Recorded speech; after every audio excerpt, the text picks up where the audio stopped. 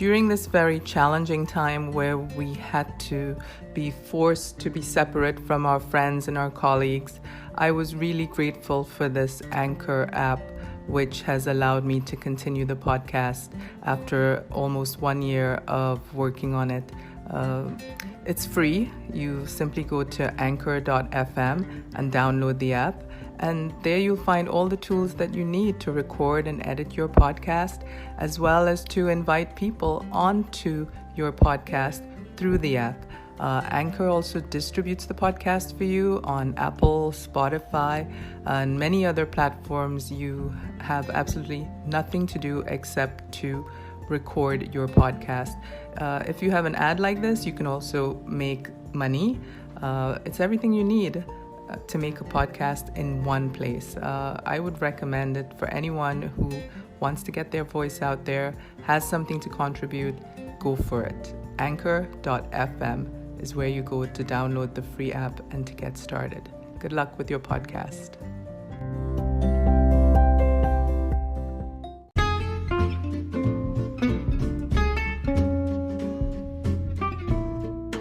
Welcome to episode 1 of season 3 of the Bees and Honey podcast. Today we're speaking to Eva Ruiz, who is one of the most wonderful women you will ever meet in the art world.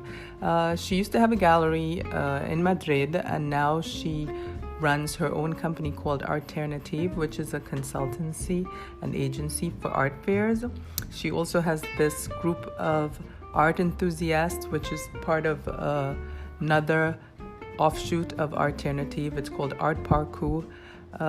She speaks to us from Spain for the first time in 2 months. She's back in her homeland, and I think it would be interesting to hear what she has to say about art and how we probably should get back to basics at this point in our evolution. Hope you enjoy.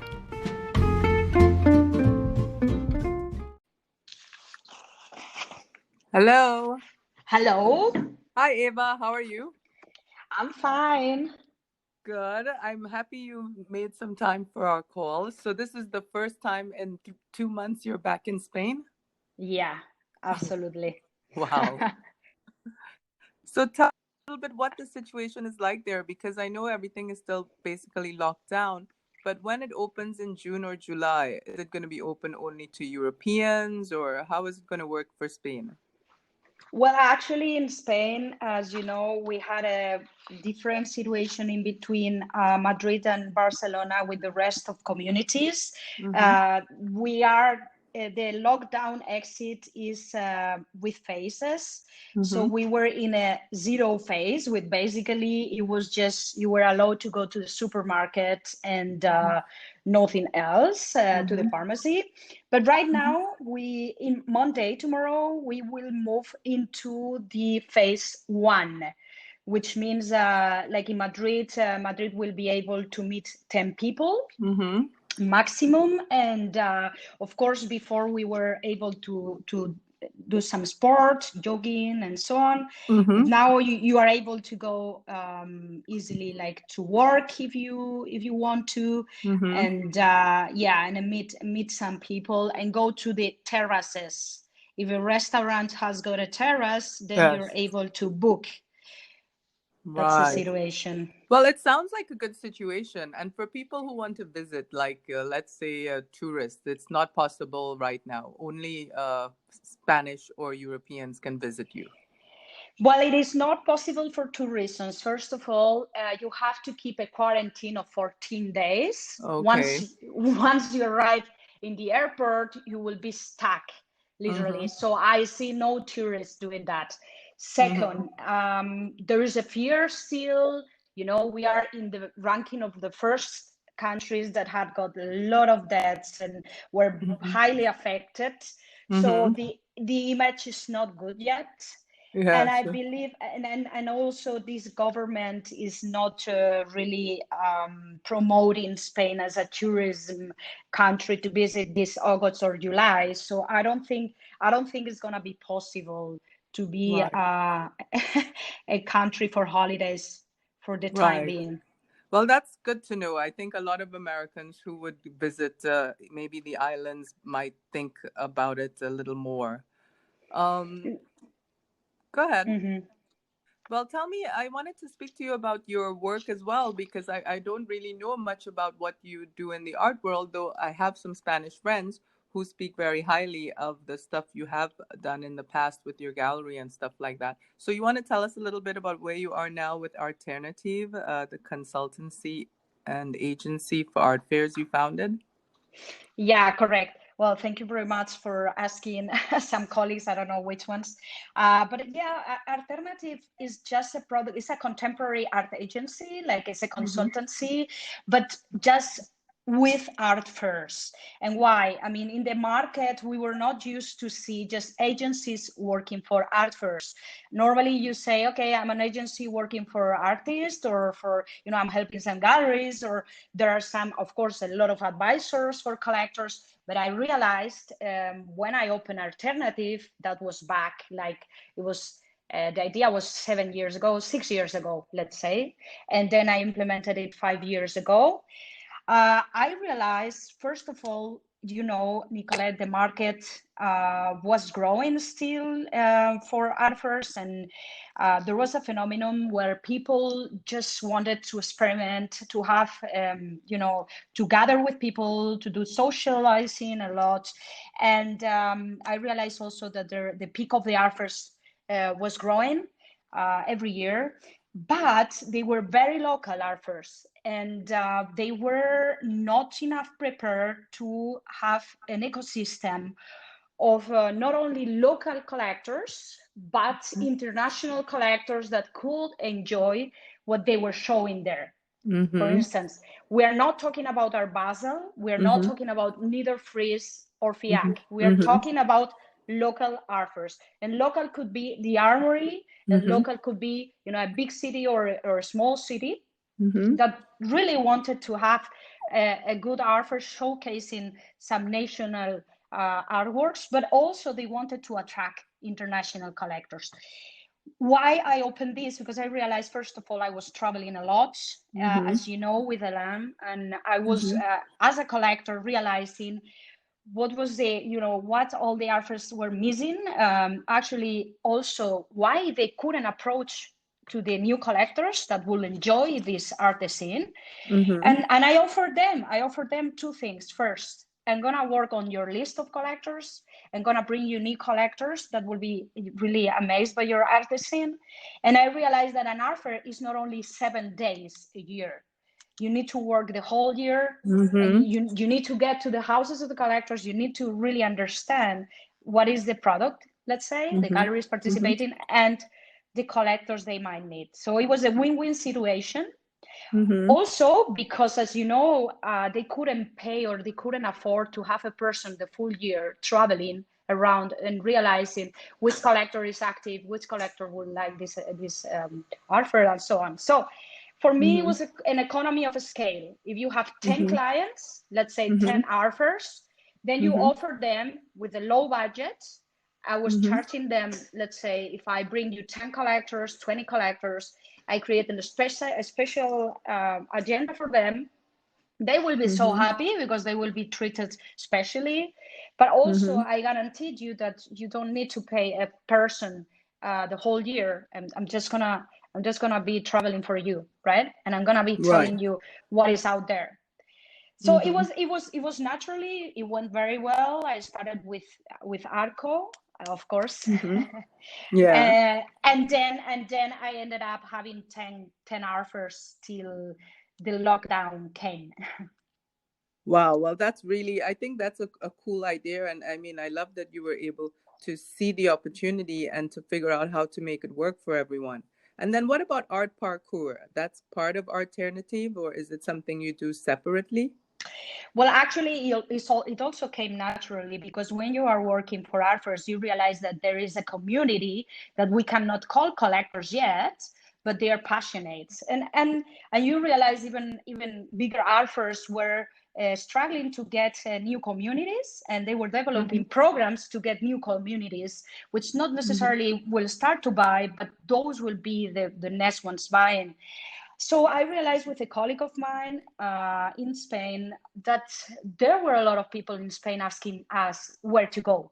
How can I approach to a gallery? How can I approach to this artist studio? Or how can I start even collecting? So what we started 1 year ago was a community of art enthusiasts. It's just a community of art enthusiasts. What we were doing is bringing them to districts in Madrid where you could, we were showing them a bunch of galleries, then an architect maybe, or a studio of an artist, and then a collector. Hi, Eva. Sorry about that. It's okay. So yes, basically, when this community started to go with us, with what we consider we are experts in art, they start to be interested. They started to be interested in art, in contemporary art. So we also started to do some art trips, international art trips. And we realized that we got some collectors out of these experiences. But the thing is that you have to develop a local artist scene. So that's why we started with the aim of creating a base of some new people that could be really interested in participating in the ecosystem later. And how would you say that your experience as a gallerist led you to all of these ideas once you stopped the gallery? Well, you have to try something to really understand later what the person, in this case a gallerist, is going through. Being a gallerist, first of all, made me realize what is to create. I was very close to the artist because my gallery was working with emergent artists. Then so I could understand the practice of an artist. Then I could understand what is to be a gallerist, because now if I'm collecting, as you know, I'm co-collecting, let's say, then you know who really is doing a good job as a gallerist, and who is passionate, and who is really the one. Let's say I like to collect galleries too, because I realize which gallerists I really want to make it. Not every time, but when you meet a gallerist and you see they are doing a great job, you spot it in a second. So I think being a gallerist really is the base of all this system. You have to be really well prepared to be a gallerist. You have to be almost everything. You have to understand the artist. You have to understand the collector, which are both different. Let's say it's like a coin. So you have different personalities, both matching, but you have really to be a malabarist. And I've learned a lot, and therefore I realized what the necessities are and what I could be implementing, not being a gallerist. And that's what I try to do now. Right. Are there some artists you're particularly interested at this juncture in history? Let's say, to be honest, we've been only a couple of months or three with this. I think it's too early to realize or to say, oh yeah, I'm interested in this artist because it's gonna tell us something about this moment we are living in. The artists I like are mostly the same artists I've been following. Of course, I've seen the lizards by Benani and Barki that are really fascinating me because they are treating the moods of the moment we are being. And if you go on Instagram, you realize that this is a work of art by itself. I'm interested in what Nick Cave is doing, for instance. I'm really interested in what all those artists are approaching the community in a different way. I don't know if you've seen what he's doing, but he's bringing happiness by his actions in Chicago. I like what Sanford Biggers is doing too, by changing his practice and adding like MIDI sound production and software and trying different things to engage with the people now. But I also like Cindy Sherman because it's always an example of really a temporal artist. Like if you see what she's doing on Instagram with a person and an isolated person changing and all the personalities. We all went through these 2 months. No, we couldn't realize realize who we are, looking at the mirror with a sport, changing ourselves like, oh my God, I was not like this 3 months ago, no? But I'm interested in Cindy Sherman because of that, Ryan Gander, like, I don't know, I'm interested in many artists, and not necessarily because they are gonna bring us something new in COVID, okay? I think it's a little bit early, and I don't like these artworks that are very obvious artworks, COVID artworks. I think we are reacting. We need to react. We have internet. We have many other things that we didn't have in other pandemics, like the Spanish flu, for instance. Yeah. But those artworks that we see on Instagram or social media not necessarily will be in our history. Right. Well, I'm grateful to have been introduced to you by Alain. I mean, I wondered how it worked between the two of you, because you both have strong visions, you both have strong points of views. And are there some ways that you guys feed off each other with your eye and your ideas about art? Or what are the things that are easy or difficult, similar or different in how you guys collect? Well, I always say, first of all, that art changes you as a person.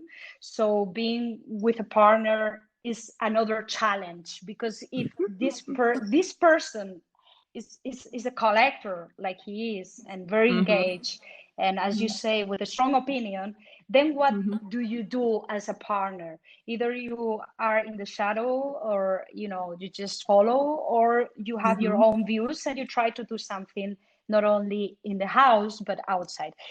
I think art is a powerful tool for easing and softening some differences.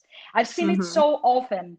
You have people from different cultures, from different political associations and so on, ideas.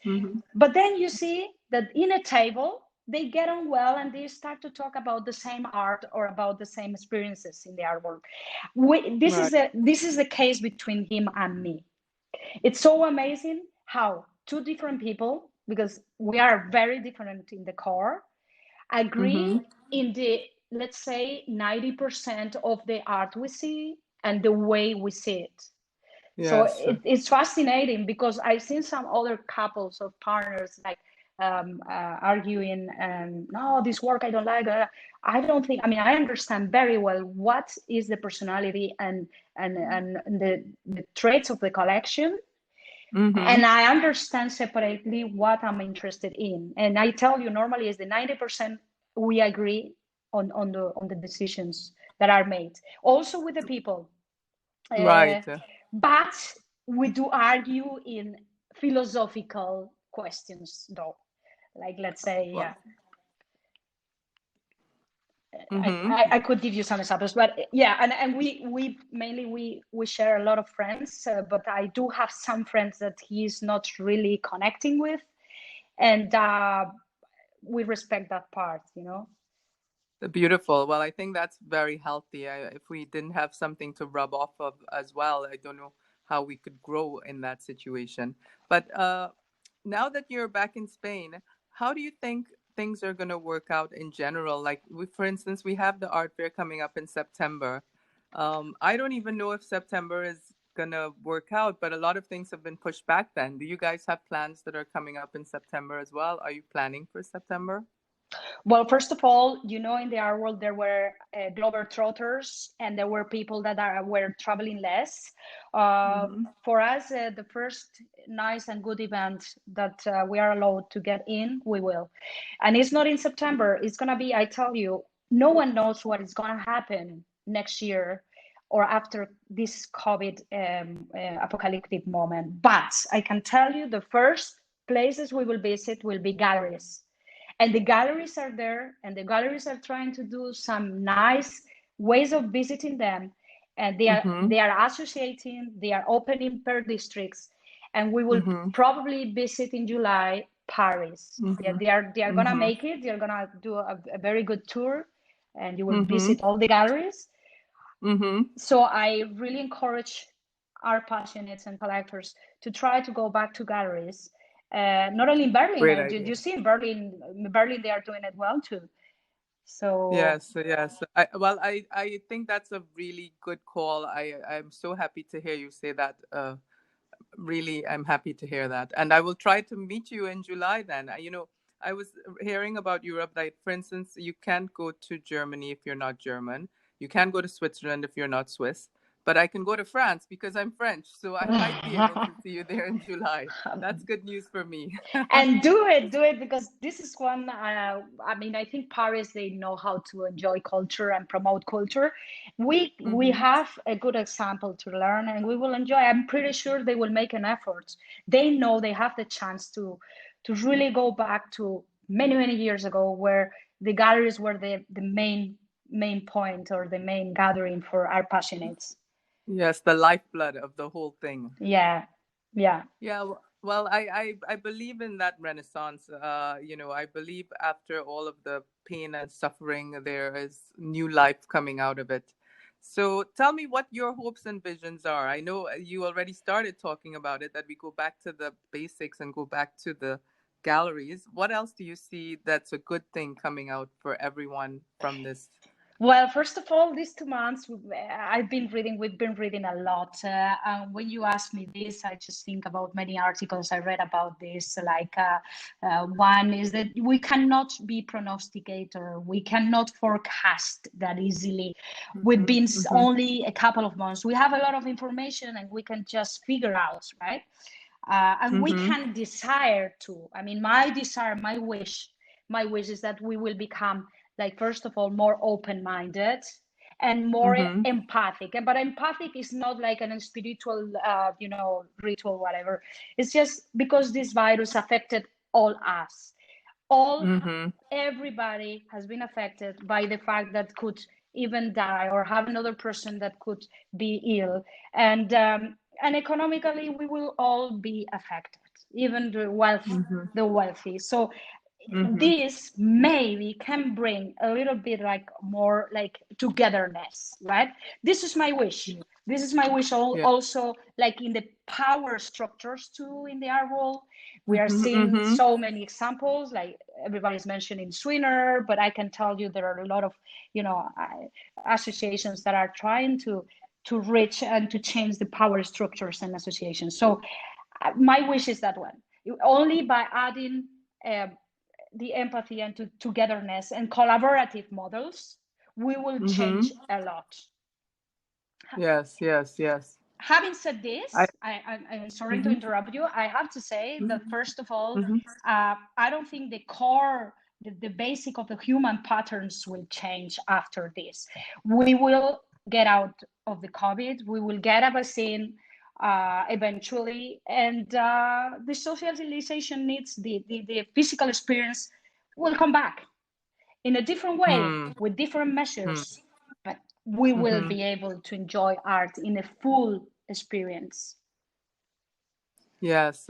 Well, I'm so grateful to have spent this time speaking to you this morning. Sometimes when you're alone, you forget about the community that was there, and we're a part of that community, like you said, because it helps us to transform. So I'm very happy you took this time to speak to us today, and I'm sure your words will be inspiring, not just for me, but for many people who have spent time alone or locked in, shut in, whatever, away from their community. Yes, correct. Thank you to you, Nicolette. I always say, like, art, we were isolated, but art can really bring together people, and not only by Zooming. I think there are different ways of enjoying art, and hopefully it will be not only digitally, and soon. I mean, I think art has got this powerful. I don't know how can you say that. We have a saying in Spanish that you use six senses, not only 5, but with art you need to use 6 senses. Yes, I like that. Well, tell us in Spanish anyways. Some people speak Spanish. No, que puedes usar los 6 sentidos en el arte. Perfecto. Anyway, thank you very much. I hope to see you very soon, Nicolette. Yes, take care and thank you, and enjoy Spain for all of us. Yes, bye. Thank you to all. Big kiss. Bye.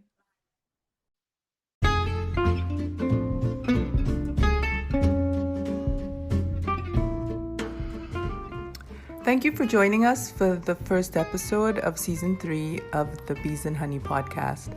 I hope you enjoyed it, and I look forward to having you join us again next week for another episode. Have a great day and stay well.